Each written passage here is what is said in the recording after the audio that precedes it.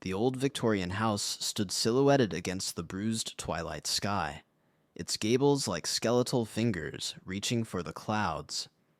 Eleanor had inherited Blackwood Manor from a distant aunt she'd never met, a woman whispered to be eccentric, even reclusive.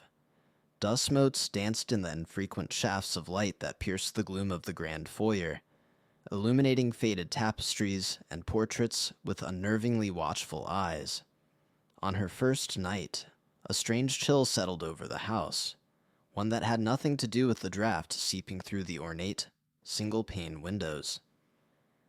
It was a cold that seemed to emanate from within the very walls.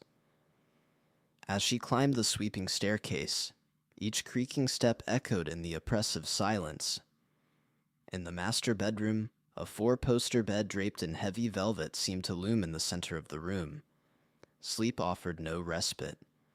A floorboard creaked in the hallway, then another. Slow, deliberate steps approaching her door. Eleanor's heart hammered against her ribs. She held her breath, straining to hear over the frantic pulse in her ears. The steps stopped outside her door.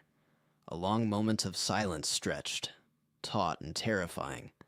Then, a soft sigh.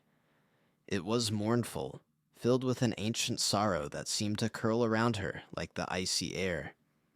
The doorknob turned, slowly, silently. The door swung inward, revealing only the darkness of the hallway.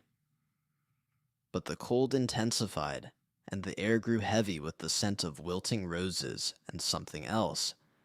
Something metallic and old, like dried blood. She didn't see anything, but she felt a presence enter the room. It glided past her bed, the air stirring faintly as it moved. The sigh came again, closer this time, right beside her ear. It was a woman's sigh, laced with despair. Eleanor squeezed her eyes shut, burying her face in the pillow, a silent scream trapped in her throat. When she finally dared to open her eyes, the room was empty, save for the oppressive silence and the lingering, unnatural cold.